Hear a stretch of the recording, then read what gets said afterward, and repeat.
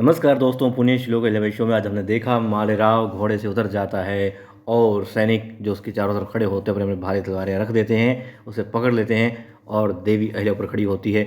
मालेराव चिल्लाता है कि आई साहेब, आपने धोखा किया है, आपने धोखा किया है, धोखा दिया है मालेराव को। अब मालेराव अपनी ताकत का परिचय भी देता है और अपने बाहुबल से, जी हाँ, एक एक सैनिक को धूल चटा देता है।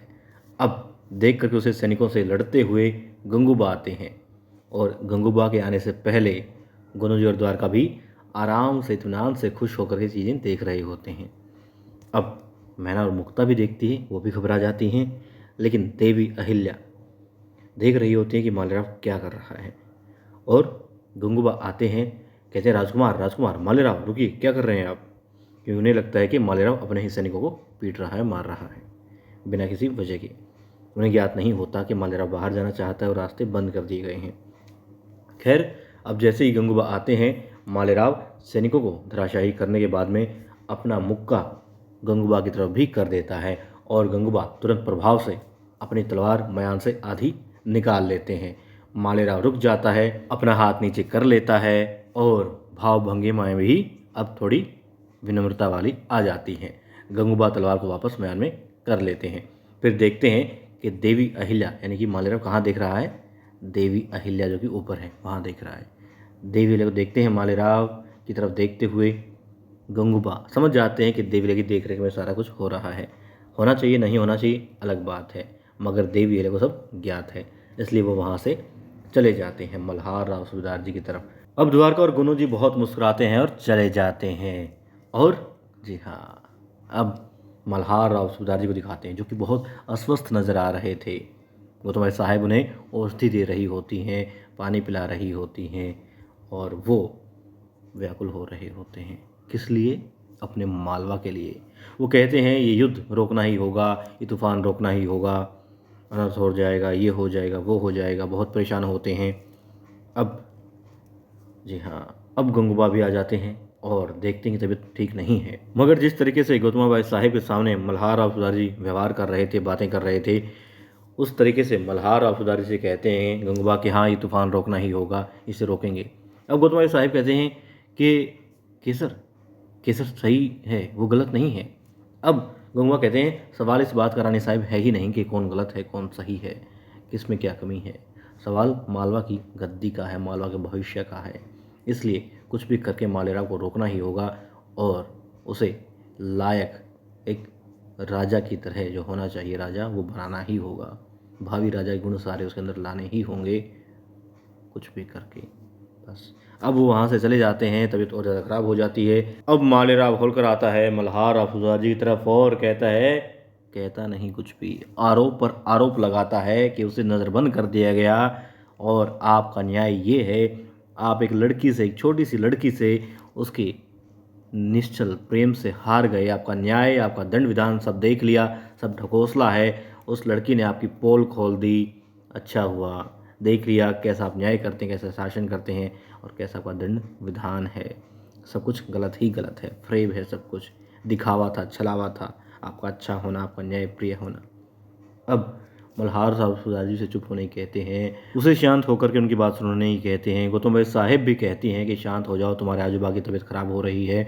वो कहते हैं तबीयत ख़राब हो रही है? अरे पागल हो रहा है ये मालेराव, किया जा रहा है बल्कि से पागल, कहीं ये पागल ना हो जाए, कहीं ये ना हो जाए, कहीं वो ना हो जाए। आप क्या कर रहे हैं? आप ये कर रहे हैं, वो कर रहे हैं, आपने मतलब कि कुछ भी तो सही नहीं किया। खूब आरोप लगाता है, बहुत कुछ कहता है, भला बुरा कहता है।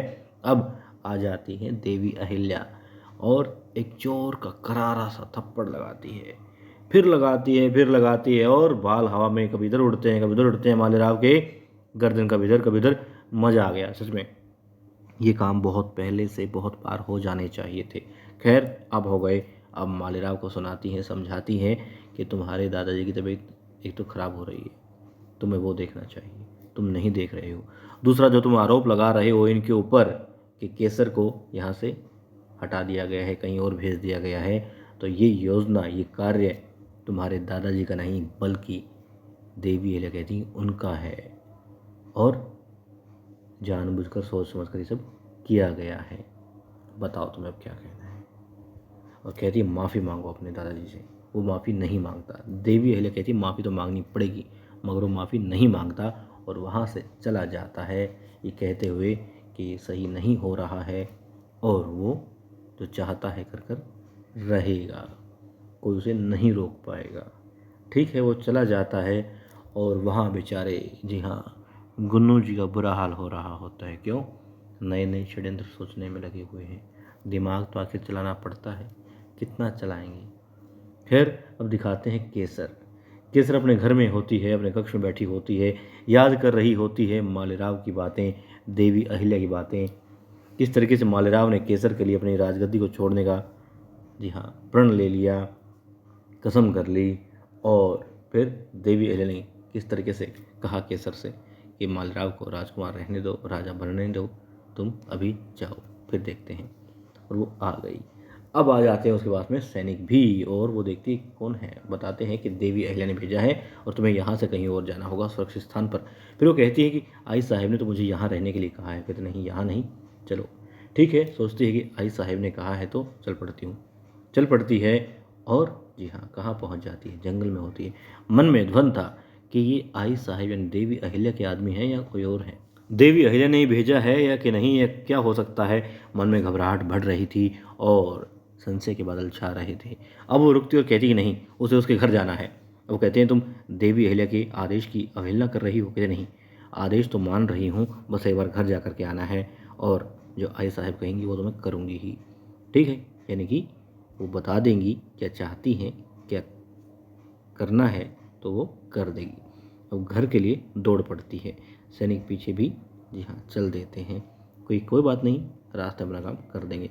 और वो कर भी देते हैं। उसे अब एक, जी हाँ, बोरे में डाल लेते हैं और वहाँ गुनू जी पर्दे में से किसी को, उन्हीं में से किसी सैनिक को मोहरों की, जी हाँ, थैली दे रहे होते हैं। फिर दाखिल होते हैं।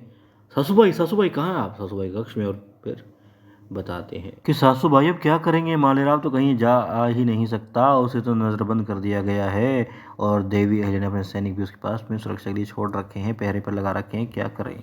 अब वो कहती कोई बात नहीं, मालेराव को यहाँ से निकालेंगे। केसर तो ठीक है ना, वो कहाँ है? वो कहते वो वहीं है जहाँ हम चाहते हैं और बिल्कुल ठीक से है, बिल्कुल खैरियत से, आप चिंता मत कीजिए उसकी। कहती देखिए गुरु जी, हम चाहते हैं आपको राजगद्दी पर बैठाना, बस इसलिए सब कुछ कर रहे हैं, कुछ गलत मत कर दीजिएगा, कुछ भी ऐसा मत कर दीजिएगा कि मालेराव, मल्हार राव या फिर मालवा की इज्जत पर बात आ जाए। ठीक है ना, बस इसलिए कर रहे हैं कि आप गद्दी पर बैठें, तो जो हम कहें वही करते रहिएगा। कहते हैं हाँ हाँ बिल्कुल बिल्कुल बिल्कुल सासूबाई सासूबाई। ठीक है, अब सासूबाई बताती है कि राजकुमार को बाहर निकालेंगे, क्योंकि शेर जब जाएगा बकरी के शिकार के लिए तभी तो उसका शिकार हो पाएगा, यानी कि शेर का शिकार। और शेर मालेराव है। वो कहती है मालेराव शेर को यहाँ से निकालना ही होगा। कैसे? विचार करते हैं, योजना बनाते हैं। और वहाँ, जी हाँ, अब देवी अहिल्या देखती है कि राजवैद्य जी आ जाते हैं। क्यों आ जाते हैं? क्योंकि तबीयत और ज़्यादा ख़राब हो रही होती है। मल्हार राव सूबेदार जी की औषधि देते हैं, थोड़ा आराम होता है। और वहाँ दिखाते हैं आने वाले एपिसोड में आचार्य जी फिर से आ जाते हैं और पूछते हैं देवी अहिल्या से कि आखिर क्या योजना बनाई है, क्या चाहते हैं, क्या सोच रहे हैं राजकुमार। अब क्या प्रेम के लिए राजगद्दी छोड़ेंगे या फिर राजगद्दी के लिए प्रेम छोड़ेंगे। और वहाँ महल से बाहर जाने के लिए योजना बना रहा होता है मालेराव भी। और मालेराव, जी हाँ, किसके तहत काम कर रहा है, किसकी योजना को अंजाम दे रहा है? गुनू जी और द्वारका की योजना को खुद अंजाम दे रहा है। अब देखते हैं बाहर जा कर के केसर से मिल पाता है, नहीं मिल पाता है, या फिर जैसा कि देवी अहिल्या ने कहा था कि तुम दीवाने हो गए हो, वैसा ही बेचारा दीवाना हो जाता है।